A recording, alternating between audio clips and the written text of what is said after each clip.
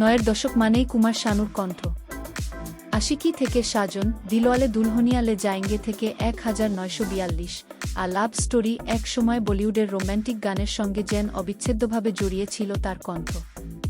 কিন্তু এই সোনালি সময়ের আড়ালেও কি ছিল অন্ধকার কোনো গল্প? কেন কিছু গান গাইতে গিয়ে প্রবল চাপের মুখে পড়তে হয়েছিল কুমার শানুকে?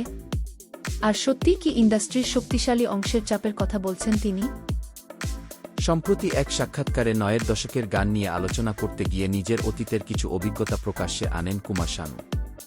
বিশেষ করে সেই সময়ের কিছু গানে থাকা অশালীন বা দ্ব্যর্থবোধক শব্দ নিয়ে প্রশ্ন উঠতেই নিজের অবস্থান স্পষ্ট করেন গায়ক। কুমার শানুর বক্তব্য অনুযায়ী তার নিজের একটি নীতি ছিল, গানে অশ্লীলতা আনবেন না। কিন্তু সবসময় কি সেই নীতি ধরে রাখা সম্ভব হয়েছিল? গায়কের দাবি, তাঁর জীবনে এমন এক দুটি পরিস্থিতি তৈরি হয়েছিল যখন প্রবল চাপের কারণে তাঁকে এমন গান গাইতে হয়েছিল যেগুলি ব্যক্তিগতভাবে তিনি পছন্দ করতেন না। তার বক্তব্য অনুযায়ী সেই সময় কাজের পরিস্থিতি আরও জটিল হয়ে যাওয়ার আশঙ্কা ছিল। এমনকি সাক্ষাৎকারে তিনি ইন্ডাস্ট্রির একটি শক্তিশালী অংশ এবং মুভি মাফিয়ার চাপের কথাও উল্লেখ করেছেন। তবে এখানে একটি বিষয় মনে রাখা জরুরি, এগুলি কুমার শানুর নিজের বক্তব্য ও দাবি। তার বক্তব্যের বাইরে সংশ্লিষ্ট পক্ষের প্রতিক্রিয়া বা স্বাধীনভাবে যাচাই করা তথ্য এই আলোচনায় নেই। তাহলে কোন গানকে তিনি নিজেই বিতর্কিত বলে মনে করেন? কুমার শানু উদাহরণ হিসেবে উল্লেখ করেছেন রাজ গয়া তবলা তবেলে মে। তাঁর মতে তাঁর গাওয়া এমন এক দুটি গান রয়েছে যেগুলিকে তিনি নিজেও সেই বিতর্কিত তালিকায় রাখবেন। অর্থাৎ জনপ্রিয়তার শীর্ষে থেকেও সব গান যে তাঁর নিজের পছন্দের ছিল না, সেই কথাই এবার স্পষ্ট করলেন গায়ক। কিন্তু সবচেয়ে গুরুত্বপূর্ণ বিষয় হল তার নিজের আদর্শ। কুমার শানুর বক্তব্য, নিজের নীতিতে অটল থাকার কারণে তার আর্থিক এবং পেশাগত ক্ষতিও হয়েছে। কাজ কমে যেতে পারে, সুযোগ হাতছাড়া হতে পারে, তবুও নিজের পছন্দ এবং মূল্যবোধের সঙ্গে আপস করতে চাননি তিনি। কারণ তার কাছে জনপ্রিয়তার চেয়েও গুরুত্বপূর্ণ ছিল নিজের আদর্শ। আর সেই কারণেই হয়তো নয়ের দশকের অগণিত রোম্যান্টিক গানের কণ্ঠশিল্পী হিসেবে আজও কুমার শানুর আলাদা জায়গা রয়েছে।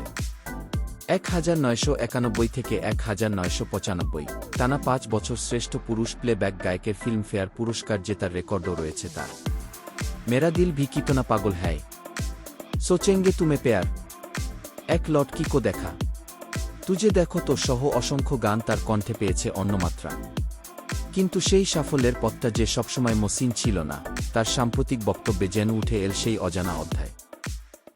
আর এখন স্বাধীনতা দিবস উপলক্ষে কুমার শানু প্রকাশ করেছেন তার নতুন একক গান আয়ে মেরে ওয়াতান।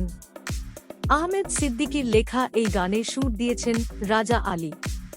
নিজের সোশ্যাল মিডিয়ায় গানটি শেয়ার করে কুমার শানুর লেখা একটি লাইনও বিশেষভাবে নজর কেড়েছে, কিছু গানে গাওয়া হয় না, বাঁচতে হয়। হয়তো এই একটি কথাতেই লুকিয়ে রয়েছে তার দীর্ঘ সঙ্গীত জীবনের অনেক অনুভূতি। নয়ের দশকের সেই সোনালী কণ্ঠ আজও একইভাবে শ্রোতাদের মনে জায়গা করে আছে। কিন্তু এবার তার বক্তব্য ঘিরে নতুন করে প্রশ্ন উঠছে, সেই সময়ের গানের দুনিয়ায় সত্যিই কতটা স্বাধীন ছিলেন শিল্পীরা? আর নিজের নীতি ধরে রাখতে গিয়ে একজন শিল্পীকে কতটা মূল্য দিতে হয়? আপনার কি মতো? কুমার শানুর এই বক্তব্য নিয়ে আপনার মতামত কমেন্টে জানাতে ভুলবেন না। ভিডিওটি ভালো লাগলে লাইক, শেয়ার এবং সাবস্ক্রাইব করতে ভুলবেন না। বাংলা টেলিভিশনের তারকাদের এমন আরও অজানা গল্প পেতে আমাদের সঙ্গে থাকুন।